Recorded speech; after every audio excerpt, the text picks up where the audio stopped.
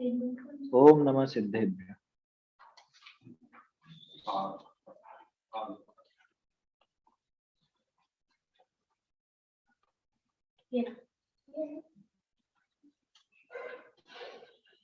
नमो देव अरहंत सिद्ध आचार जो बुझाय, साधन को नित प्रति जजू ये मम हो सहाय। जिन वाणी माता नमो मन धर हर्ष अपार, ता प्रसाद शिव सुख लहू पाऊं निज पद सार। ये छीतर जी कला द्वारा रचित जिन प्रतिमा यथावत स्वरूप है, दृढ़ श्रद्धान का पोषक ग्रंथ है और बहुत सी अपनी जो विपरीत प्रवृत्तियां हैं उनमें भी सुधार की प्रेरणा देने वाला ग्रंथ है। कल पक्ष संबंधी बात चली थी कि ऐसे मोहनी कर्म के उदय से, यही समझ लो मोहनी कर्म का उदय तो चल रहा है इसलिए विपरीतता है ही सही, लेकिन उस मोहनी के बंध से आगे जो नरक निगोध होगा वो बर्दाश्त है इसको, लेकिन अपना पक्ष छोड़ना जरा भी बर्दाश्त नहीं। इसकी तो जितना इस पर विचार हो, जितनी व्याख्या उतना कम है, क्योंकि तरह तरह का पक्ष रहता है लोगों, बहुत तरह तरह विपरीत बातों का। जैसे कल बात चल रही थी ना, अब वो आजीविका वगैरह का, धर्म के आश्रय आजीविका जो अपन ने कल बात की थी, और शाम को भी जैसा चर्चा हुई तो बहुत से लोगों को तो ऐसा पक्ष रहता है कि अरे नहीं इसमें क्या दिक्कत है, लेख लिखे बहुत से लोगों क्या, एक वो लड़के का बताया था ना पहले आपको, ये धर्म साध के अगर उसमें क्या दिक्कत क्या है, अगर कुछ पैसा वैसा ले भी लेता है तो क्या दिक्कत है? वो प्रवचन करके या 10 लक्षण आदि पर जाकर या कोई विधान करा के अगर ले लेता है तो दिक्कत क्या है? दोनों काम सद रहे। ऐसा जब सभा में बोलने वाला कोई बोले तो समझ लीजिए वो कितना भयंकर काम हो गया। बेचारे श्रोता जी जो है, जो श्रोता है वो नहीं समझते हैं ज्यादा, वो तो पहले ही उस मामले में गड़बड़ थे, अब ये खुद आगे होकर के उसका पक्ष ले तो धर्म कहाँ बचे? किसी ने बताया है कि जिनवाणी तो माता है ना, माता, वो माता को बेचने जैसा काम है, आया समझ? अब वो अपना साथी हो, मान लो तो मैं उसका पक्ष लूं, यार वो अब ठीक है जो भी है, लेकिन वो तो अपना साथी है, उसका विरोध नहीं करना। भैया क्या करना चाह रहे हो, क्या क्या उसके पीछे मान्यता क्या? ऐसा पक्ष नहीं लेना कभी। संसारिक प्रयोजनार्थ वाला ये पक्ष जो है ये संसार में डुबोने वाला है। बोलो, रावण था ना, रावण पद्म पुराण में पढ़ना आप लोग, रावण को बिल्कुल स्पष्ट था क्या, बाद में वो शुरू में ठीक है विकार आ गया था, लेकिन बाद में स्पष्ट था अरे ये अपनी गलती रही है, लेकिन मानूंगा ऐसे नहीं मानूंगा, पहले जीतूंगा है, पहले जीतूंगा उसके बाद दूंगा। जबकि राम जी ने तो भेजा था संदेश की भाई हम युद्ध नहीं चाहते हैं, तुम ससम्मान सीता को वापस कर दो, कि नहीं ऐसा नहीं, युद्ध में जीत करनी तो मेरी हेठी होएगी, मैं लेके आया और डर के दे दिया मैंने, है? मेरी नीचे दिखी जाएगी, ऐसे नहीं जीत के दूंगा। जबकि जानता था कि देना ही है, सीता को देना ही है, लेकिन पहले जीतूंगा जरूर। ये मान का पक्ष सबने समझाया। सम्मान दूंगा लेकिन जीत करके दूंगा, ये मान। बाद में मतलब बाद में उसके कोई वो भाव नहीं रहे थे सीता के प्रति कि मुझे इसको ये पत्नी बनाना या कुछ ऐसा, ऐसा कोई भाव नहीं था। वो शुरू में हो गया जो हो गया, उसको खेद भी था। अब देखो उस बात को गलत जानता था ना, गलत जानता था और उसको वापस देना भी चाहता था, लेकिन वो मान कषाय का जो पक्ष था उसके कारण उसकी ये दुर्दशा हुई, दुर्गति। ये एक छोटा सा उदाहरण है, ऐसे अन्य भी उदाहरण देखना। क्या अपना पक्ष, मान लो मैंने कोई क्रिया कर दी, कल भी अपन ने ये बात की थी, मैं कोई ऐसी क्रिया कर चुका हूं या कोई ऐसी बात कह चुका हूं, अब उससे मुंह फेरना या उससे समझ लो पलटना, ये मैं खुद की हीनता समझूंगा, तो मैं पलटूंगा नहीं, उल्टा उस पर अड़ जाऊंगा। पुष्टि तो मत करो, कम से कम पुष्टि तो मत करो। समझ में आ रही है बात? तो ये पक्ष बहुत खतरनाक है। कितना लिखा था? हे भविजन देखो, एक जरासी पक्ष के ताई मिथ्यात्म से करी ऐसा दुख, जो नरक निगोद आदि का सहना तो कबूल करे है, और नरक निगोद में जाना कबूल है, लेकिन जरा सा पक्ष आपका मान घटने के निमित्त नहीं छोड़ा। समझ में आई बात? अपने मान घटाने के लिए जरा सा पक्ष नहीं छोड़ सकता। तो जानिए है उनका होनहार छोटा है। मान लो मैंने बचपन में आलू प्याज खाए हैं, ठीक है, अब मुझे पता चल गई कि अरे ये तो गलत काम हो गया, लेकिन मैं अब उसका पक्ष लूं कि नहीं नहीं कोई दिक्कत नहीं है उसमें, वो हो सकता है, चल सकता है, वो कोई ऐसी दिक्कत नहीं है, शेर को मांस खाते खाते भी सम्यक दर्शन हो गया था, तो इसमें कोई ऐसी समस्या नहीं है जमीकंद आदि खाने में, ऐसा पक्ष लूं, तो इसका क्या मतलब निकला कि जबकि अंदर से मैं जानता हूं कि ये नरक निगोद की यात्रा कराने वाले हैं, उसके बावजूद उसका पक्ष में लेता हूं, तो होनहार खोटी है वास्तव में। और ये पक्ष बहुत भयंकर है। मैंने कुछ ऐसी गलती की हो, कुछ ऐसे काम किए हो, कुछ ऐसी बात बोली हो, अब गलत मालूम पड़ गई अंदर से मालूम है, लेकिन ऊपर से कहता क्या है कि नहीं नहीं कोई समस्या नहीं।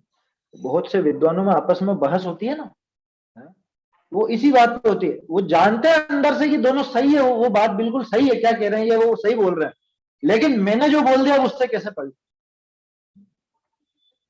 हमारे गुरु ने कुछ ऐसा कह दिया, क्या गुरु ने कोई ऐसा प्रोपेगेंडा चलाया, क्या एक क्रमबद्ध पर्याय का विरोध करना। अब वो भले बहुत अच्छा अभ्यासी है और खुद जानता है कि बात तो सही है ये, लेकिन मैं कैसे कह दूं कि सही है, ये तो सामने वाले का पक्ष सही सिद्ध हो जाएगा, अपनी नीची हो जाएगी, तो अपन तो एक काम करो विरोध करो। ये इसी तरह से चलता है। समझ में आई बात? ये पक्ष के मारे ये नरक निगोद आदि जाना मंजूर है, लेकिन जरा सा अपना मान कम करना मंजूर नहीं है, तो पक्ष छोड़ना मंजूर नहीं है। कहां जाएगा ये जी? बोलो, धर्म साधना था खुद के कल्याण के लिए, और उसको बना लिया एक वो मान पोषण का साधन, और वो भी धर्म को कहां बनाया, वो खोटी बात को बना लिया उसने। क्या बोलते हैं उसको, अपना है? उसका पॉइंट बना लिया, अपने ईगो का मुद्दा बना लिया उसको। मेरा ईगो हर्ट होता है इससे। ईगो मतलब अपना मान कैसा है, हाँ, अपनी टेक नहीं छोड़ता। टेक तो वो आदत है, और वो जो पक्ष पड़ा हुआ है वो। देखो क्या कह रहे हैं आगे, है ना, आगे का तो पढ़ना है ना अपने को। चलिए इसमें देखते हैं, ये पेज नंबर अपना पत्र 8वें का पहला हिस्सा, जिस पर नंबर नहीं है। पीछे को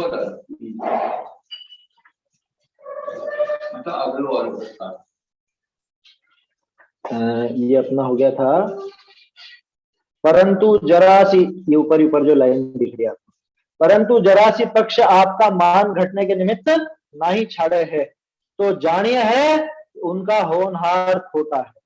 अब देखो इसके आगे क्या कह रहे हैं, आगे और खतरनाक बात। सो केई तो शास्त्राधिक बाँचो, और केई ज्ञानवान साधर्मी जन समझाओ, पर आपकी टेक पकड़ी तो नहीं छाड़े। सो ग्रंथ, हाँ भाई, कितने शास्त्र बांट दो उनके सामने, या कितने बड़े बड़े ज्ञानी हैं साधर्मी जन भी आकर के समझाओ, लेकिन छोड़ता नहीं होते कि नहीं मैं तो ऐसे ही करूंगा, ये काम तो होगा ही सही, होगा भले होगा गलत, तो लिख दिया होगा ग्रंथों में कुंदकुंदाचार्य ने, लेकिन ये तो ऐसे ही होगा। हाँ, या अभी हो रही है, अभी तो ठीक है कोई बात नहीं, हम प्रायश्चित कर लेंगे बात, समझ में आ रही है बात।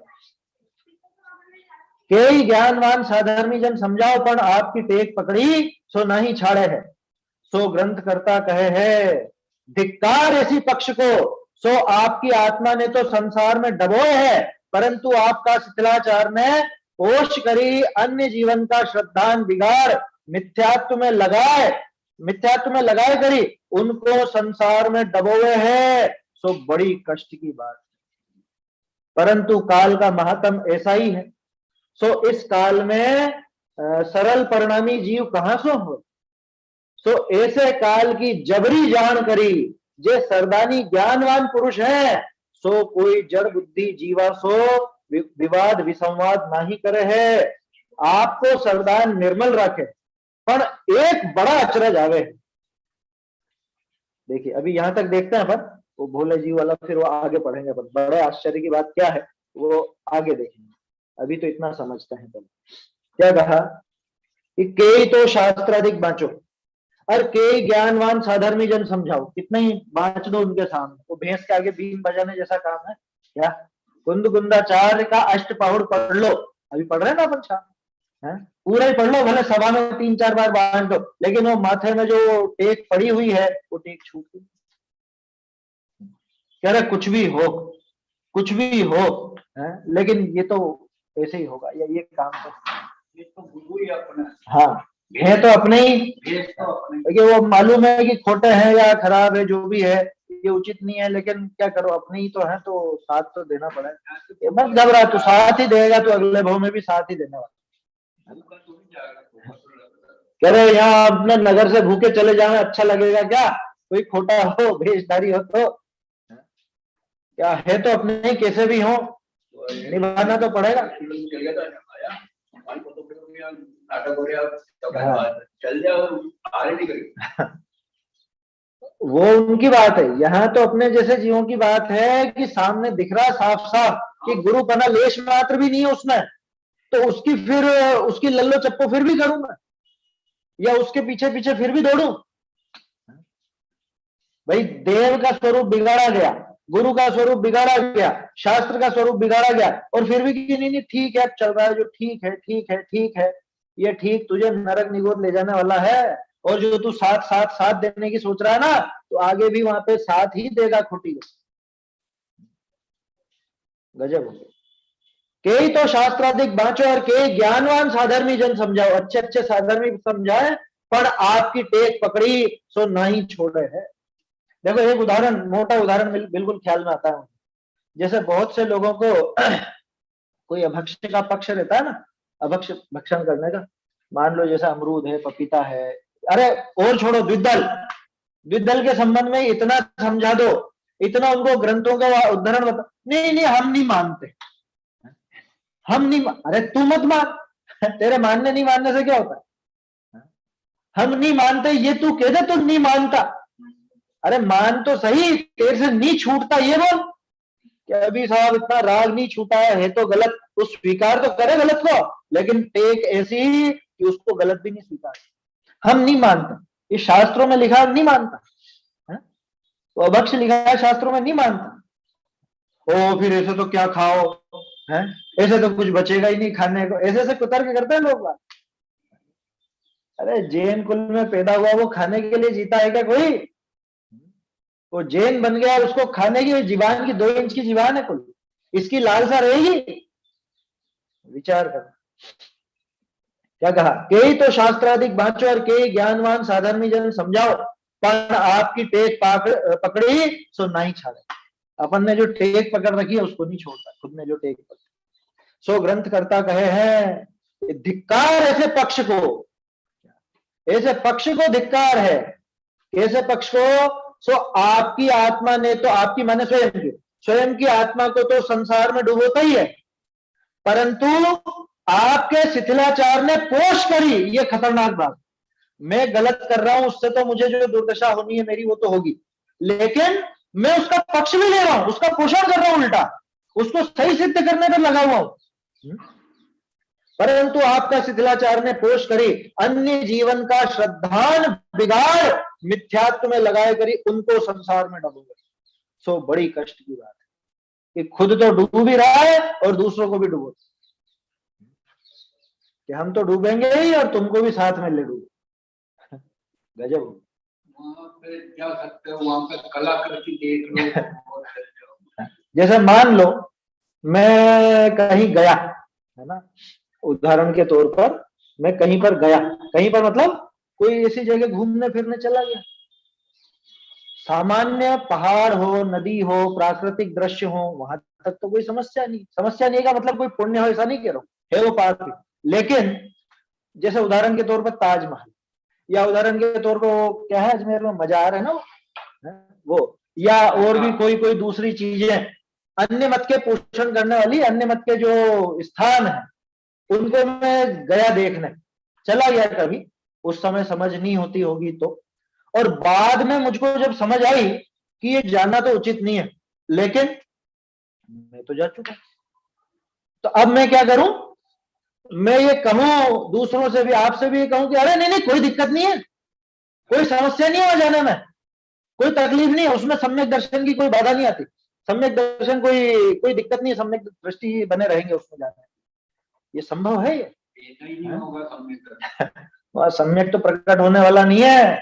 अभी इस चीज को समझो, दूसरी जगह जाने में, ये एक उदाहरण लिया है अपन ने, इसको उदाहरण की तरह ही देखना, क्योंकि इसका भी पक्ष रहता है ना, अरे उसमें क्या हो गया, घूमने ही तो गए हैं, हमने थोड़ा माथा झुकाया वहां, कि तुम घूमने गए हो और तुमको जो ऊंचा समझता है वो व्यक्ति तो यही समझता, अरे ये भी गए थे, ये पंडित जी भी जाकर के आए हैं, मतलब जा सकते हैं, कोई समस्या नहीं, वो जाकर के वहां पे वो क्या करेगा, वो उसकी जाए, लेकिन वो अनुमोदन हो गया वहां पे।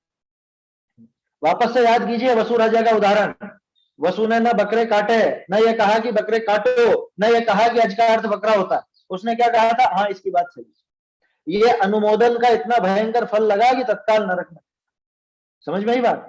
अब थोड़ा अपन ये बात चलिए तो इस पे चर्चा कर ही लेते हैं, 2-4 तर्क आपको मैं बताता हूं जो हमेशा ध्यान रखें। आप जब दूसरों के यहां जाते हो तो इससे एक तर्क तो ये हो ही गया, आप जाते हो तो दूसरा आपको देख करके उससे शिक्षा लेता है कि हाँ हाँ जा सकते हैं और कोई समस्या नहीं, कि ठीक है साहब, तो जाने में हो क्या गया, कि जाने में ये हो गया कि अन्य मत का पोषण, और अन्य मत का पोषण हुआ माने जो 6 अनायतन का त्याग सम्यक दर्शन का अंग है 6 अनायतन का त्याग है ना, नहीं प्रशंसा उचरे है, ये आप वहां जा रहे हो और क्या है, साक्षात उसकी प्रशंसा ही तो है, आप जा रहे हो माने वहां उसकी मोहर लग रही है। ठीक है, एक और बात, आपने कभी देखा होगा व्हाट्सएप वगैरह पे कोई प्रधानमंत्री हो, कोई मुख्यमंत्री हो, कोई बड़ा ऐसा व्यक्ति या नेता या कोई अन्य मत का बड़ा व्यक्ति, वो अगर जैन दर्शन के संबंध में कुछ प्रशंसा कर दे, जैन दर्शन की कुछ अच्छी बात कह दे, या अपने मंदिर वगैरह में आ जाए, तो आप उसका फोटो खींच के दिखाते हो, देखो देखो देखो आते हैं, ये भी आए हमारे यहाँ, ये भी आए, ये भी आए। इससे क्या हुआ, इससे ये सिद्ध हुआ कि हमारा जैन धर्म ऊंचा। अब आप जब दूसरों के जा रहे हो तो इससे क्या सिद्ध हुआ कि वो अन्य मत ऊंचा, या अन्य मत का पोषण हुआ। एक ताजा किस्सा, महीने 1.5 महीने पहले गई है, वो अजमेर में वो दरगाह पे 2 कोई साधवियां होकर के आई, और उन लोगों ने, है ना, उन लोगों ने उसको बहुत प्रचलित किया, हाईलाइट किया कि देखो जैनियों के साधु भी हमारे यहाँ आकर के दर्शन करते हैं, हमारा धर्म इतना ऊंचा है। समझ में आई बात। तो जब आप दूसरे के में जाओगे, दूसरे का मतलब अन्य मत में, जिसको हम अनायतन कहते हैं, जहाँ कुगुरु का स्थान है, कुदेव का स्थान है, कुमत का स्थान है, ऐसे स्थान जाकर आप जाते हो तो इससे स्पष्ट सिद्ध होता है कि आप उसका अनुमोदन कर रहे हो, उसका पोषण कर रहे हो। ठीक है, अब ये गलती मैं बहुत पहले कर चुका हूं, मान लो बहुत पहले मैं ये गलती कर चुका हूं, लेकिन अब क्या करना चाहिए मुझे, अगर पता चल गया कि ये उचित नहीं है तो देख लो, अभी भी मैं पक्ष लूं उसका, कह रहे नहीं कोई दिक्कत नहीं, आप जा सकते हो। पिलाऊं बताओ बस में। ए बदतमीज लड़की, अरे ये किसका माइक चालू है, माइक बंद कीजिए। तो माइक खुल गया। हाँ, जैसे माइक का अपन ध्यान कहीं जा रखें। रहे हैं, जैसे अपन लोग हाँ। कहीं जाना नहीं चाहते और कोई अपन को जबरदस्ती ले जा रहा है, तो इसमें अपन को पाप लगेगा क्या? 100% लगेगा, जबरदस्ती कैसे ले जाएगा, हाथ पांव पकड़ के थोड़ा ले गया। जैसे एक गाड़ी जा रही है, अपन उसमें भी हाँ। शामिल हो रहे हैं, तो अपनी हाँ। अकल तो चलेगी नहीं कि हम नहीं जा सकते। अब वो लोग जहाँ जाएंगे वो तो तो उनके साथ जाना ही नहीं अपने को, मतलब साधना ऐसे आदमी के यहाँ कहीं करवा जाए भाई उनके साथ नहीं जाना, अपन पहले मालूम है ना अपने को ये कहाँ जाएंगे, ये कहाँ जाएंगे अपने को पता है, कई तो अपन लोग क्यों जाए। अचानक प्लान भी बना लेते हैं ना, जैसे कोई चीज रास्ता में मिल रही है तो वो लोग अचानक से बोलते हैं चलो यहाँ पर भी घूमे, तो फिर अपन को भी जाना हाँ, पड़ेगा। नहीं जाना, क्यों जाना पड़ेगा, कोई माथे पे बंदूक थोड़ा रखी है उसने कि जाना ही पड़ेगा। नहीं जाना बिल्कुल भी, कि तुम्हें अपना श्रद्धांत बिगाड़ना हो तुम जाओ, हम तो नहीं जाने वाले, है ना? तो भी नहीं जाना, बंदूक रख दे तो भी नहीं जाना, आया समझ में। यहाँ तो साक्षात ये बात, ये अपने को वास्तव में विचार करना, क्या ये दृढ़ श्रद्धा नहीं है ना तो ऐसे काम होता है। अपन फिर फॉर्मेलिटी के लिए उनके साथ चले भी जाते हैं, जैसे वहां जाके अपन को इंटरेस्ट नहीं है, तो भी पाप लगेगा क्या? 100% लगेगा। फॉर्मेलिटी क्या है, यही तो बता रहे हैं, वो अपने मान के पोषण के लिए तो गया, कह रहे बुरा नहीं मान जाए, ये मुझको ऐसी दृष्टि से नहीं देखे, हैं इनकी नजर में अपन अच्छे नहीं लगेंगे, फिर अगर अपन नहीं जाएंगे। जो लाज गारा और भयवश, याद रखना होगा था क्या वहां सिर्फ द्रग भ्रष्ट को पूजने की बात है, यहाँ तो सारी चीजों पे लगाना। जो लाज गारव और भयवश अन्य स्थान जाते हैं, षट अनायतन का सेवन करते हैं, मूर्ताओं का सेवन करते हैं, वो चाहे लज्जा से किया हो, चाहे फॉर्मेलिटी के लिए किया हो, चाहे गारव से किया हो, चाहे भय से किया हो, तो भी वो दोष पूरा है। इसलिए कभी पक्ष नहीं लेना, कभी भी। जैसे ये गाड़ी जाती है ना बसें वगैरह तीर्थ यात्रा के लिए, हाँ हाँ, बीच में कहीं मॉल वगैरह या चिड़ियाघर वगैरह ऐसी जगह पे भी ले जाते हैं ना, तो फिर हाँ। के साथ जाना ही रहता है फिर। मॉल और चिड़ियाघर की बात थोड़ी ना है, चिड़ियाघर और मॉल में श्रद्धांजलि भी लग रहा है आपका, धार्मिक स्थल की बात कर रहे हैं अपन। हाँ, वैसे ऐसी जगह पे जाने में भी लगेगा क्या आप, क्योंकि अपन ये सोच के आए ना घर से कि हम तीर्थ यात्रा करने जा रहे हैं, फिर अपन ऐसी जगह पे जाते हैं। हाँ, उसमें एक चीज है, ये पॉइंट अच्छा उठाया भाई, तीर्थ यात्रा करने गए और तीर्थ यात्रा के बहाने क्या है, चलो साथ साथ वो चिड़ियाघर भी देखा है, वो भी देखा है, वो भी देखा है, वो गलत है। वहां पे आपने नाम तो लिया तीर्थ यात्रा का और फिर इधर ये काम कर रहे हो, ये उचित है। जैसे उदाहरण के तौर पर दादा दिया करते थे, ऐसा उदाहरण दादा देते थे कि कौन देते थे, शिखर जी गए, है ना, एक किस्सा तो एक व्यक्ति शिखर जी की यात्रा करते और साथ में चलो उधर कलकत्ता भी पास में है ना, आपका कलकत्ता है ना, तो कलकत्ता पास में, तो वहां भी घूम आया साहब। एक दूसरा किस्सा, कलकत्ता काम से गया था और कलकत्ता के काम से गया, लेकिन अरे चलो पास में शिखर जी भी है तो शिखर जी भी हुआ है, काम तो दोनों के एक जैसे हुए, दोनों ने दोनों जगह की यात्रा की है, लेकिन जो गया था शिखर जी के बहाने और फिर बाद में कलकत्ता घूम रहा है, तो वहां पाप ज्यादा है। और जो गया था काम से कलकत्ता, लेकिन उधर से कि अरे चलो अपना तीर्थ भी पास में, तो वो वहां चला गया, वहां पे पुण्य भी, क्योंकि इसने बहाना किसका लिया। देखो एक बात अपनी छूट गई थी, उसमें वो जो आया था ना, धर्म के आश्रय अपनी आजीविका साधता है, वो बहुत सारी चर्चाएं होती है ना, तो दिमाग से बहुत बातें भी निकल जाती। बहुत से व्यक्ति ऐसे होते हैं, संस्था ने गाड़ी दी साहब, काहे के लिए दी गाड़ी, कि आप जाकर के सब जगह प्रचार करो, ठीक है ना। अब वो प्रचार कर रहा हो, प्रचार के साथ साथ अरे चलो यार कुछ दर्शनीय स्थल है, यहाँ भी अपन घूमने चलते हैं, क्या हो गया, गाड़ी तो उसके नाम पे मिली है अपने, या परिवार का कोई काम है, परिवार का काम भी उससे साध है। कल शाम को बात करी थी ना अपन ने सदासुख दास जी की, सदासुख दास जी जब वो सरकारी काम करते हैं तो सरकारी दिया सरकारी तेल इस्तेमाल, और जब खुद का काम करते हैं तो खुद का दिया तेल इस्तेमाल करते हैं। इतनी ईमानदारी अपने हृदय में होती, तब जाके धर्म प्रकट होता है। आप क्या समझते हो ऐसे हर कैसे धर्म प्रकट हो जाएगा?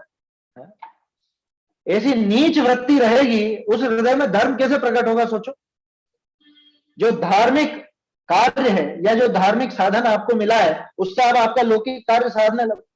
जैसे पहले होता था ना, कह रहे हैं वो पहले जैसे शादी ब्याह हो रहे हैं घर में, कि जाओ मंदिर से उठा लो बासन, वो मंदिर से ले आओ सब सामग्रियां, या मंदिर के बर्तन ले आओ, बर्तन कम पड़ रहे हैं घर में, मंदिर से जाजम ले आओ, फर्श ले आओ, अरे मेसरी क्या ना रोड पे बिछाते हैं, ले जाते उनको बाद में भी लगा मंदिर का, रोड पे बिछाओ तो खराब। ऐसे ही कुछ कह रहे अपना प्रोग्राम है, माइक वाइक की व्यवस्था करनी, अरे मंदिर का माइक सेट उठा लो, ये क्या है? कुछ लोग ऐसा करते हैं कि मंदिर का माइक ले लो फिर गुल्लक में पैसे डाल दो, तो नहीं, क्या मंदिर क्या किराए से चलाता है क्या माइक और पैसा है? मंदिर में ये व्यवस्था है कि हाँ आप ले जाना किराए से और किराया दे देना, वो बिल्कुल उचित नहीं है। बाजार में मिलता है किराए पे, आप करो व्यवस्था। मंदिर की सामग्री मंदिर के बाहर आनी ही नहीं चाहिए, समझ में आई बात?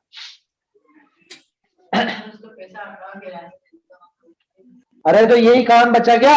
वो आपने दिया किस लिए था? धर्म करने के लिए। धर्म करने के लिए लिया क्या आपने? आप तो फिल्मी गाने बजाना चाह रहे हो उस माइक पे, अपना कुछ काम करना चाह रहे हो।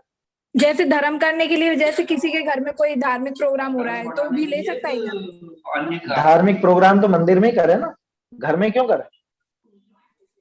धार्मिक प्रोग्राम घर में कौन सा होता है? घर में घर के ही कार्यक्रम होते हैं। नहीं, जैसे भक्तामर वगैरह का पाठ होता है ना, भक्तामर का पाठ घर पे नहीं होता, ये पहले भी अपन ने कई बार बात की है। पाठ करना भक्तामर स्तोत्र, किसका स्तोत्र है?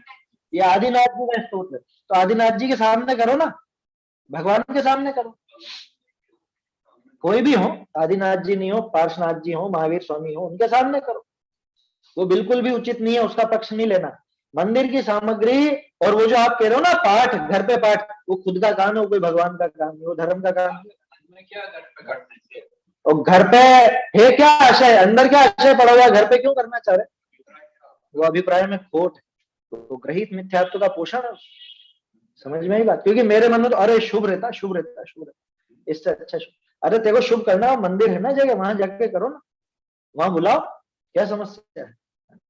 ये पाठ की जो घर पे परंपरा चली है, इसके संबंध में वैसे पहले काफी बात की है अपन ने पहले, ये घरों पर नहीं होता है, ये उचित नहीं है किसी भी तरह से। साथ में पेज पे नीचे 4 लाइनें टोटल में, मोक्षा प्रकाशक पे पेज नंबर 7 पर आया समझ में, नीचे नीचे दिया। प्रयोजन का अपन को अभिलाषी नहीं होना, सांसारिक प्रयोजन का अभिलाषी नहीं होना, सांसारिक वो सदते तो हैं इनसे, क्या देवशास्त्र गुरु के आश्रय से जो पुण्य बनता है उससे वो सांसारिक काम भी सब सदते हैं, लेकिन उसका अभिप्राय का धारक होकर के और वो काम करे, ये महाखोटा का ग्रहित मिथ्यात्व का पोषण। देखो है ना, वो बात तो हुई, अपनी तो बात इस पे चल रही थी, धिक्कार ऐसे पक्ष को जो अपने आत्मा को तो संसार में डुबाता ही डुबाता है। ये उस पे आई थी बात अपनी, कौन सी यात्रा, और वो कहीं पे जाना कहीं पे नहीं जाना। मैंने कोई गलत काम कर दिया, कभी मैं चला गया हूं, लेकिन अब मैं आपके सामने कैसे कह दूं कि मैंने गलत किया?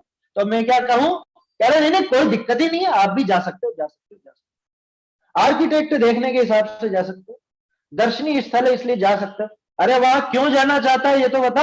सुबह तो बोलते हैं अपन भवन में जी भर घूम चुका और कण कण को जी भर देखा है, ये बोल रहा है, और अभी भी इतनी लिप्सा पड़ी हुई है, क्या देखने जाना चाहता है?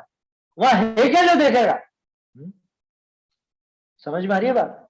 तो इसलिए कभी ऐसा पक्ष नहीं लेना, अपने से अपने जीवन में कोई गलत काम हुए हो, कोई ऐसी गलतियां हुई हो तो उसको गलत स्वीकार करे सबसे पहली बात, और स्वीकार करने के अलावा उसका पोषण कभी नहीं करे।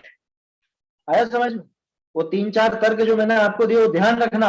सबसे पहली बात वो अनुमोदन का, दूसरी बात कि जैसे आपको अच्छा लगता है कोई दूसरा अपनी तारीफ करे, अपना अनुमोदन करे अपने धर्म का, आप उसको आगे बढ़ाते हो, ऐसे ही वो सामने वाले का अनुमोदन हो रहा है, उसकी संख्या बढ़ रही है, उनके टूरिस्ट की संख्या बढ़ रही है कि हमारे मत के इस स्थान में इतने इतने लोग हैं।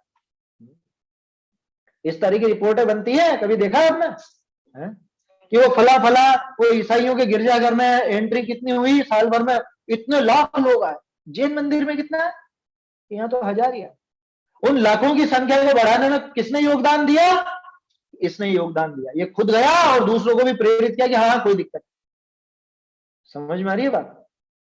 उदाहरण है ये तो एक, है ना, चाहे वो गिरजाघर हो, चाहे कोई गुरुद्वारा हो, चाहे कुछ भी हो, मजार हो।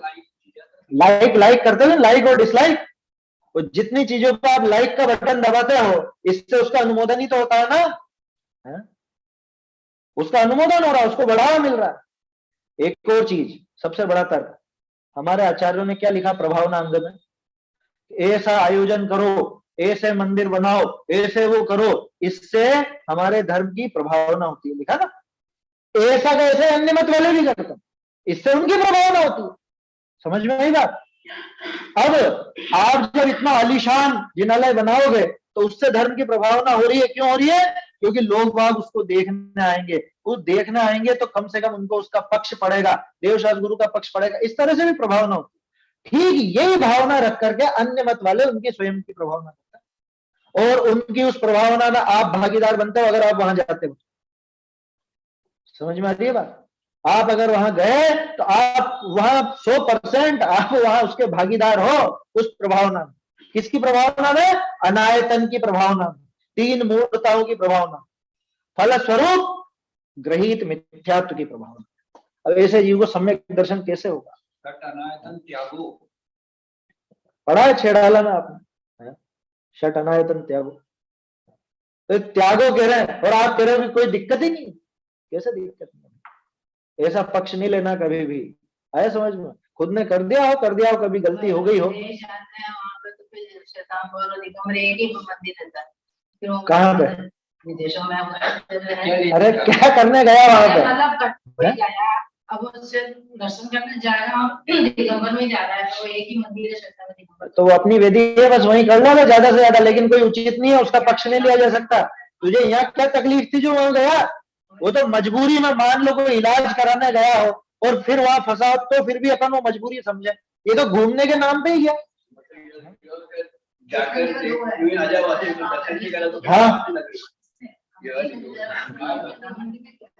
कहाँ पे? किसमें? मतलब अगर दूसरा मंदिर में चल जाओ, हाँ तो आप निकल के आ जाओ, तो फिर क्या और पहली बात नहीं, इसमें ये थोड़े ना, ऐसा नहीं, क्योंकि उससे तो उसका पोषण हो ही गया। आपने वहां अंदर कदम रखा, दूसरे ने, मान लो आप गए, ठीक है, अब मैं देखूंगा अरे गए थे, ये भी गए थे, तो कोई दिक्कत नहीं है। आपने अंदर जाके क्या किया उससे मुझे थोड़ा मतलब है। मैंने तो क्या देखा कि आप वहां पे अंदर गए थे, अब अंदर जाके मैं मेरे हिसाब से करूंगा, लेकिन अंदर तो पहुंच गया ना मैं, और मेरी तो बुद्धि इतनी नहीं है, तो मैं तो आ जाऊंगा चक्कर में। इसलिए वो 100% अनुमोदन का दोष है ना। इस तरह का वाक्य नहीं होगा आप कह रहे हो, जो आगे अपन देखेंगे इसे आएगा। क्या कहा, ये टेक, ये पक्ष इतना खतरनाक है क्या? कि कितने तो शास्त्र बांचो, कितने ज्ञानी जन साधर्मी समझाओ, पर आपकी टेक पकड़ी सो नहीं छड़े। सो ग्रंथकर्ता कहे है धिक्कार ऐसे पक्ष को। सो आपकी आत्मा ने तो संसार में डबे है, खुद तो संसार में डूब ही रहा पूरी तरह से, परंतु आपके स्थलाचार ने पोष करी अन्य जीवन का श्रद्धान बिगाड़, मिथ्यात्व में लगाए करी उनको संसार में डूबे हुए। सो बड़ी कष्ट की बात है क्या? खुद तो डूब ही रहा है, लेकिन दूसरे जीवों का भी श्रद्धान बिगाड़ रहा है, दूसरे जीवों का श्रद्धान बिगाड़ के मिथ्यात्व में लगा रहा है, उनको संसार में डुबा रहा है। ये बहुत कष्ट की बात है, समझ में आई बात? तो इसमें बहुत ध्यान रखने लायक बात है ये, है ना। तो खास तौर पे उनको जो सभा में बोलते हैं, जैसा भी मैं आपके सामने बोल रहा हूँ, ऐसे ही आप भी अगर कभी कोई बच्चों को पढ़ाओ अथवा आप स्वाध्याय करो सभा में, तो आप लोग ये चीज ध्यान रखो, कभी ऐसी चीज का पक्ष नहीं लेना, कभी ऐसी बात का पोषण नहीं करना जिससे मिथ्यात्व पुष्ट होता हो, जिससे कोई पाप पुष्ट होता हो, क्या, जिससे दूसरे जीव का भी श्रद्धान बिगड़ता हो। क्योंकि ये श्रद्धान बिगड़ा हुआ जब तो आज हम यहाँ बैठे हुए हैं, ये संसार में इसीलिए तो भटक रहे हैं कि आज तक श्रद्धान सही नहीं हुआ। और दूसरा जो जीव है बेचारा, उसका तो कम से कम मैं श्रद्धान नहीं बिगाड़ू। मुझसे हो गई होंगी गलतियां, हो गई होंगी तो, लेकिन दूसरे का तो मैं नहीं बिगाड़ू कम से। परंतु काल का महात्म ऐसा ही गजब हो गया। काल का महात्म ऐसा है कि खुद भी डूबता है और दूसरे को भी पकड़ करके ले देता। क्यों है वो काल का, वो आगे आगे दे रखा है ना कारण, इस काल में सरल परिणामी जीव कहां सो, ऐसा निकृष्ट काल है, इसमें सरल जीव नहीं होते, इसलिए काल को निकृष्ट का सरल नहीं होता ना। हाँ, काल में कुछ नहीं हो गया, ध्यान रखना। लेकिन अब क्या कहें, जब ऐसे जीव ज्यादा होते हैं तो काल को बहाना दे दिया जाता है, काल को ऐसा दोष दे दिया जाता है ना। पहले भी की ना अपन ने बात, जैसे कहते अरे कैसा खराब समय आया है। खराब समय क्या है, समय तो समय जैसा ही है, और तेरे साथ ऐसी विपरीतता होती है तो तुझे लगता है कि खराब। ऐसे ही यहाँ है ना, क्योंकि और किसको दोष दें, कोई कारण तो चाहिए ना। तो ऐसा काल कि इसमें सरल परिणामी जीव होते ही नहीं, इतने कुटिल परिणामी। दो शब्द आए थे, वक्र और जड़। जड़ तो अज्ञानी के लिए आया था जो समझता नहीं, और वक्र ऐसा कुटिल कि अगर मैं डूब रहा हूं तो मैं अकेला क्यों डूबूं, मैं तो दो चार को साथ में लेकर को डूबूं। समझ में आई बात? सो ऐसे काल की जबरी जान करी, काल की जबरी, जबरी माने बलवानपना, जबरदस्ती। ऐसे इस काल की बलवत्ता जानकर जो सरदानी ज्ञानवान पुरुष हैं, जो श्रद्धानी और ज्ञानवान जीव हैं, सो कोई जड़ बुद्धि जीवासो विवाद विसंवाद नहीं करे। पहले भी कह चुके हैं ये, क्या, अपना श्रद्धान दृढ़ बनाना, दूसरों से विवाद या विसंवाद मत करना, वाद विवाद मत करना, स्व समय पर समय से विवाद वर्जित है। पहले देखा था ना, क्यों एक तरफ तो इतनी दृढ़ता से आप कह रहे हो, दूसरी तरफ कह रहे हो कि इनसे विवाद विसंवाद नहीं करना। हाँ, तो दृढ़ता से इसलिए कह रहे हैं कि अपना श्रद्धान दृढ़ रखना है, झगड़ना नहीं है, क्या, नहीं तो दूसरे पर अरे नहीं ऐसा नहीं करोगे तुम, हम कह रहे हैं ऐसा नहीं करोगे, हम नहीं करने देंगे, तलवारें खिंच जाना आपस, ऐसा काम नहीं करना। खुद का श्रद्धान दृढ़ बनाना, सामने वाला अगर मंद कषाय दिखे, समझने को उत्सुक दिखे, तो उसको भी समझाना संभालना, कोई दिक्कत नहीं। लेकिन अगर तीव्र कषाई हो अथवा बिल्कुल ही विपरीत हो, उससे बात नहीं करना, उससे मध्यस्थ रहना। लिखा है ना आगे, क्या कहा कि ज्ञानवान पुरुष है, समझदार है, सो कोई जड़ बुद्धि जीवा सो विवाद विसंवाद नहीं करे है, आपको श्रद्धान निर्मल रख, खुद का श्रद्धान निर्मल रखता। पर एक बड़ा अचरज आवे, क्या अचरज आता है वो पढ़ते हैं।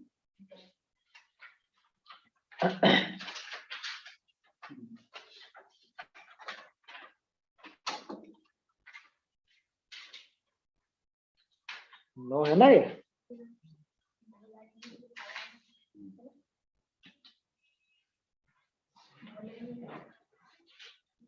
हाँ। कौन सा पेज हो गया? अच्छा 8वां ही है तो। हाँ ये देखो नीचे नीचे वाली लाइन बची थी इसकी। पर एक बड़ा अचरज आवे है, भोला जीव, भोला जीव। देखो कई जगह तो टोडरमल जी की बिल्कुल ऐसे कैसी पंक्तियां उठाई रखी दिखती हैं।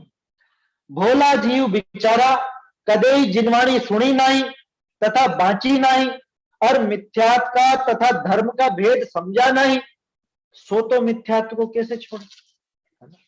सो ठीक ही है, परंतु जे पुरुष के ही तो ग्रंथ बांचे है। लो ये अपन जैसे जीवों पर बात आ रही है, के ही तो पुरुष कहां चला गया, परंतु जे पुरुष के ही तो ग्रंथ बांचे है और के ही शास्त्रन की रहस्य को हेतु दृष्टांत नड़ा की अपेक्षा करी जाने है, और शुद्ध सहेली में बड़े साधर्मी धर्मात्मा कहावे हैं। लो और जगत में सर्वजन धर्मी केवे हैं, ऐसे पुरुष भी आपकी हट ग्रह पकड़ जरा सी पक्ष के वास्ते हट नहीं छोड़े है। भावार्थ बाहिज क्रिया तो सहेली की परवर्त देखे जिस मुजबी करे है, परंतु भीतर सु सरदान निर्मल नहीं करे है, सो कहा कहिए बड़ी जबर भूल की बात है। कारण फल तो लागे है, सो अंतस का प्रणामा के अनुसार लागे है। सो देखो ऐसा उत्तम कुल मानस भव ने पाए करी, तथा इंद्रिया की पूर्णता तथा जिनवाणी को समागम तथा साधर्मिन की एकता तथा आपकी बुद्धि बल इत्यादि जो सामग्री अनंत भवनी में मिलवो दुर्लभ, तिनको हु पाए करी। हे भाई अब हु मिथ्यात्व का भेद नहीं समझा और मिथ्यात्व का त्याग न करी, श्रद्धा शुद्ध निर्मल श्रद्धान आपका नहीं किया। सो हे बुद्धिजन हो, अपने अपने घट में विचार कर देखो, सो फिर कौन सा भव में साचो श्रद्धान करोगा। कैसी करुणा और कितना समझ लो उनको कष्ट हुआ होगा जब ये पंक्तियां लिखी हुई। मोक्षमा प्रकाशक की लाइनें हैं इसमें। हाँ बिल्कुल, वो टोडरमल जी का पूरा प्रभाव नजर आता है इनके ऊपर। भोला जीव बेचारा, क्या अब बेचारे जो भोले जीव है, भोला जीव है ना, भोला माने मूर्ख, आया समझ, भोला का अर्थ मूर्ख होता है, ये सभ्य भाषा में मूर्ख कहा गया। अब कोई भोले जीव बेचारा कदे जिनवाणी सुनी नहीं तथा बांची नहीं, और मिथ्यात्व तथा धर्म का भेद समझा नहीं, सो तो मिथ्यात्व को कैसे छोड़े। सो ठीक ही है भाई, उनकी तो समझ में आती है। जिस जीव ने भले जैन कुल में पैदा हो गया लेकिन कभी जिनवाणी सुनी नहीं, कभी जिनवाणी पढ़ी नहीं, क्या, और ये जानता नहीं है धर्म क्या चीज है, मिथ्यात्व क्या चीज है। इस बात का जिसको ज्ञान नहीं हो वो तो उस मिथ्यात्व को कैसे छोड़े, वो उस पक्ष को कैसे छोड़े, उनको बताने वाला मिला ही नहीं कभी। हर एक के साथ यही स्थिति है। आप धर्म में कब लगे? जब कोई बताने वाला मिला, कोई ऐसी समझ आई, कुछ पढ़ा सुना, तभी लगे ना। अब जिसको कभी कोई मिला ही नहीं उसको कैसे हो जाए बेचारे को।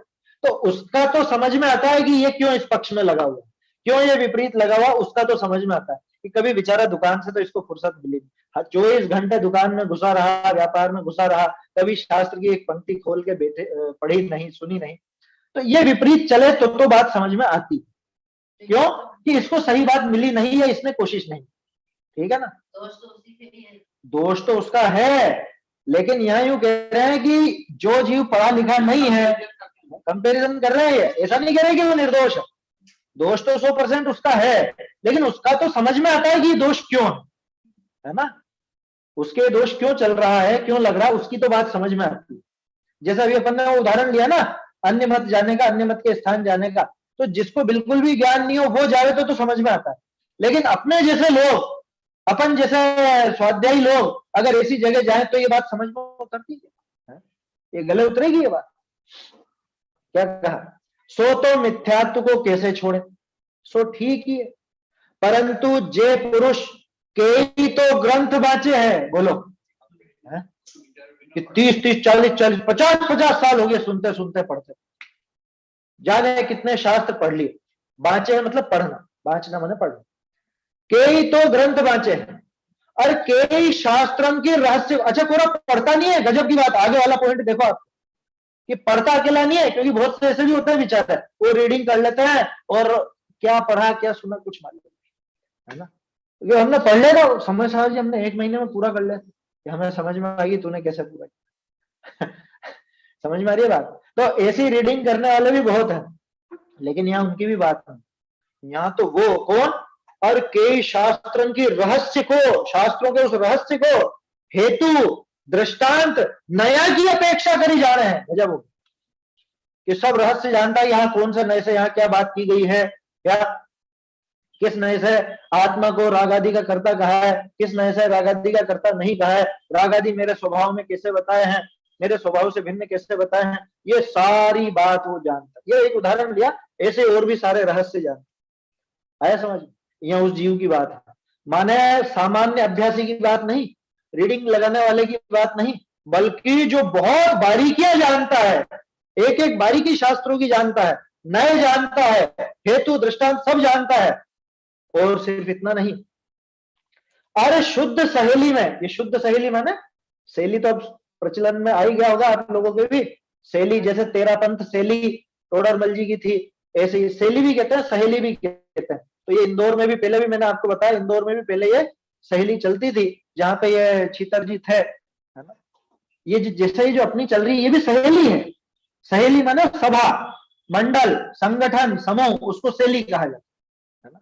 शुद्ध आमनाई की शैली, 13 पंथ की शैली, 20 पंथ की शैली, ऐसे शैलियां चलती थी। और शुद्ध शैली में माने शुद्ध आमनाय के समूह में रह करके बड़े साधर्मी धर्मात्मा कहावे हैं लोग, ये तो धर्मात्मा कहलाता है, ये पढ़ा लिखा है, इसको सारे रहस्य पता है, और ये बड़ा धर्मात्मा कहलाता है। अरे हाँ, वो तो धर्मात्मा जी है। अरे जगत में सर्वजन धर्मी कहवे हैं, बताओ। खुद धर्मात्मा कहलाता है, अपने को धर्मात्मा दिखाता है, और दूसरे लोग भी इसको धर्मी कहते हैं, इतना तक। इसके बाद भी ऐसे पुरुष भी आपकी हठग्रह मतलब हठाग्रह, हठाग्रह पकड़ जरा सी पक्ष के वास्ते हठ नाही छाड़े। गजब हो गया। इतना पढ़ा लिखा होने के बावजूद, सब समझदार होने के बावजूद, धर्मात्मा कहलाने के बावजूद, दूसरे अपने को धर्मात्मा कहते हैं, इसके बावजूद मुझे वो पक्ष नहीं छूटता। वो जो हृदय में पक्ष बैठा हुआ है, कोई विपरीत कार्य का, कोई विपरीत क्रिया का, कोई विपरीत भाव का, कोई विपरीत बोल गया उसका, या मेरे साथी का, मेरे मित्र का, मेरे गुरु का, या मेरे माता पिता का, मेरे बड़े बूढ़ों का, उस बहाने अगर कोई पक्ष पड़ा हुआ है, वो पक्ष छूटता है। वर्षों का स्वाध्यायी, वर्षों का धर्मात्मा, धर्मात्मा कहलाता है, दूसरों को धर्म मार्ग पे लगने की प्रेरणा भी दे। गजब हो।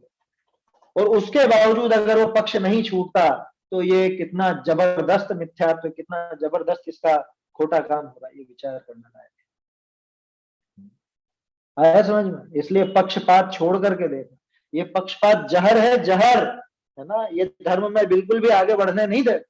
इसलिए देखो, पक्ष होना चाहिए, लेकिन किसका? परीक्षा करके जो बिल्कुल उचित लगाओ उसका। कल बात की थी ना, कल करी थी, परसों करी थी, पक्षपातो न मे वीरे न द्वेष कपिलादिषु, उसका पक्ष हो, सच्ची बात, हाँ सच्ची बात का पक्ष हो। ये सच्ची कैसे है ये चीज समझ में आए, उसके बाद अगर पक्ष होगा तो वो सच्चा पक्ष, उसकी मना नहीं। लेकिन ये बात है खोटे पक्ष, जिससे मिथ्यात्व को पोषण मिल रहा है, जिससे पाप को पोषण मिल रहा है, जिससे खोटी क्रिया को पोषण मिल रहा है, धर्म में बिगाड़ को पोषण मिल रहा है, ऐसा पक्ष तो जरा भी नहीं होना चाहिए। आ रही बात समझ? इसलिए हम क्या बोलते हैं, क्या करते हैं, कैसे हमारा व्यवहार है, इस पर हमें बहुत ध्यान देने की जरूरत है। ये कोरे विद्वानों के लिए नहीं है बात, कि प्रत्येक जैन की जिम्मेदारी है। क्यों? क्योंकि समाज में आप उठते बैठते हो, अजैन लोगों के बीच में भी वो आपको देखते हैं कि जैन ऐसा हो, है ना। मैं आपको सब्जी मंडी में आलू प्याज खरीदता हुआ दिखूंगा तो दूसरा क्या समझेगा, सब्जी वाला क्या समझेगा, जैन तो खाते हैं, जैन तो खाते हैं। बहुत से लोग करते हैं ना, मैंने शायद पहले भी आपको जिक्र किया हो, बहुत सावधानी रखनी चाहिए, धर्म को आगे कैसे बढ़ाएं इसके तरीके देखे थे ना, तो सब्जी मंडी जाते हैं तो लोग बाग आवाज लगाते हैं ना, वो महिलाएं आवाज लगाती है सब्जी बेचने वाली, अथवा वो पुरुष लगाते हैं, ये ले लो बाबूजी, ले लो, ये धनिया ले लो, ये ले लो, ये ले लो, गोभी ले जाओ, आलू ले जाओ, कांदे ले जाओ। तो अगर बात करनी हो, बोलना हो, तो साफ कहना हम जैन है, हम नहीं खाते। मैं इस तरह से कहता हूँ कई बार, कभी कोई ऐसा आवाज लगाता तो कहता हूँ हम नहीं खाते, हम जैन है। तो कोई कोई तो यूं कह देता, अरे तुम्हारे वो भी तो जैन है, वो तो लेके जाते हैं हमारे यहाँ। बोलो कितना फर्क पड़ा कि वो जैन है। तो सामने वाला आपको देख रहा है कि आप जैन हो और आप क्या कर रहे हो। बात समझ में आ रही है? इसलिए हम क्या बोलते हैं, क्या करते हैं, इन सब बातों का बहुत फर्क पड़ता है। क्योंकि आप जैन कहलाते हो, आप धर्मात्मा कहलाते हो, तो धर्मात्मा जीव क्या कर सकता है और क्या नहीं कर सकता है, यह आपके आचरण से जला। सामने वाला व्यक्ति आपको देख करके वो धर्म की परिभाषा बनाएगा कि हाँ हाँ जैनियों का तो ये होता है जैनियों के। एक बार मुझे इतना बुरा लगा, ऐसा खट्टा लगा, गोपाल था ना, गोपाल हाथी, उसके साथ सामान लेने जा रहा था मैं, तो बोला अरे तुम्हारा तो ठीक है, बाकी बाणी है तो बाणी मतलब जैन, ये जैन तो मतलब भ्रूण हत्या करते हैं, ये तो बच्चों को मरवा देते, पेट में मार। बोलो, अब उसने किसी एक जैन को देखा होगा, किसी की उसको पता चली होगी, तो उसके दिमाग में क्या छवि बनी, अरे जैन ही तो ऐसा। तो ये बहुत बड़ी जिम्मेदारी हमारे कंधों पर, क्या बहुत बड़ी जिम्मेदारी है हमारे कंधों पर। आप अगर बाजार में, समाज में, संसार में कुछ भी गलत काम करोगे, उससे जैन धर्म बदनाम होता है, क्योंकि आप धर्मात्मा कहलाते हो, आप जैन साहब कहलाते हो।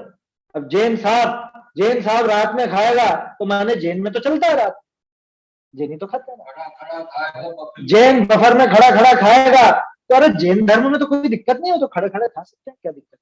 अच्छा, और खोटे तर्क कैसे लेते हैं कि आपको महाराज भी तो खाते हैं। अरे वो चीज अलग है, तुम पहले मुनि बनो, उनका क्या है, कंडीशन क्या है, वो किस्सा बिल्कुल अलग है, न्यारा है। लेकिन ये खुद नालायक की तरह, बेशर्म की तरह खुद खाता है और फिर ऐसे कुतर्क करता है, तो दूसरों के सामने क्या पेश करेगा उदाहरण। बाबूजी ने मना कर दी थी दिल्ली में बेड के खिलाफ, बिल्कुल खुले में मना करी थी, सरेआम पंचकल्याणक में टोक देते थे बाबूजी, आया समझ में।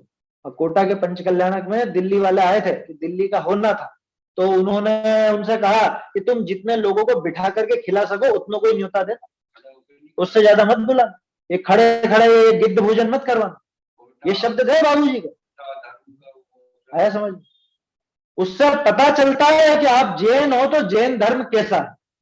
न धर्मो धार्मिक बिना, है ना 27वां, है ना, कौन सा 27वां 28वां रत्नकरण जी का, न धर्मो धार्मिक बिना, कि धर्म धार्मिक के बिना नहीं होता। माने धर्म जो है उसका स्वरूप लोगों को धार्मिक की वृत्ति से पता चलता है। तो आप अगर जैनी हो, जैन धर्मी हो, तो आपका आचरण ये दिखाता है कि जैन कैसा हो। इसलिए बहुत जिम्मेदारी है हमारे ऊपर, यही है प्रभावना और यही है अप्रभावना। समझ में आई बात? आप खोटा काम करोगे तो आपने धर्म की अप्रभावना की, और आप उचित करोगे तो धर्म की प्रभावना करी। इन चीजों का हमको ध्यान रखना चाहिए, है ना। देखो ये वास्तव में बहुत खतरनाक बात है कि ऐसा कि इतने वर्षों से अनेक अनेक शास्त्र बांचे हों, शास्त्रों के रहस्य को जानता हो, शुद्ध सहेली में अपने शुद्ध धारणा है कि उसमें धार्मिक कहलाता हो, दूसरे भी इसको धर्मी कहते हो, और उसके बावजूद अपना हठाग्रह नहीं छोड़ करके, वो पक्ष नहीं छोड़ता, वो खोटी आदत नहीं छोड़ता, वो खोटा पक्ष जो पड़ा हुआ है किसी बात का वो नहीं छोड़ता। कितनी कितनी खोटी बात, कहाँ जाएगा। भावार्थ आगे कल देखेंगे अपन, है ना। हाँ, वो पक्ष छूटता नहीं है ना असल। आगे की चर्चा अपन कल करेंगे। ये पेज नंबर 8 है ना, पत्र नंबर 8, जिस पर 8 लिखा है। घर के अनुष्ठान के बारे में एक कहना है, मंदिर के जिनालय के परिसर में जो विधि निषेध का पालन संभव है वही अनुष्ठान किया जाए, तो वो विधि निषेध पालन असंभव सा लगता है। नहीं हो सकता ना वो, हाँ वो घर में हो ही नहीं सकती है वो विधि, घर में आपकी वो विनय रहेगी ही नहीं, है ना। बिल्कुल सही बात की आपने। जो विधि निषेध वहां पे मतलब जो पद्धति बताई है जिनालय में करने की, वो घर पे हो नहीं सकती, कायदे से नहीं हो सकती। घर पे आपके हंसी ठट्टे चलते रहेंगे, एक दूसरे से बातें चलती रहेगी, ये सब होता है उस पाठ में, हमने देखे नहीं क्या? और अभिप्राय क्या है? सबसे बड़ी बात तो वो है, वो घर पे करने का अभिप्राय क्या है?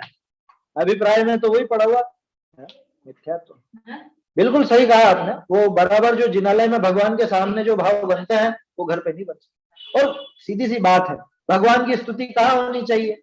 आपस में एक दूसरे के सामने कि भगवान के सामने? चलिए, घर तो एक तरह से भोग का स्थान है, जिनालय है हाँ, भोग का स्थान है, ये अंतर बिल्कुल समझना। बिल्कुल सही बात है। हाँ, भोग का स्थान है घर तो। चलिए, निज निधि निज में बताई यह अनंत उपकार है, इसके लिए जिन वाणी माँ को वंदना शत बार है, वंदना शत बार।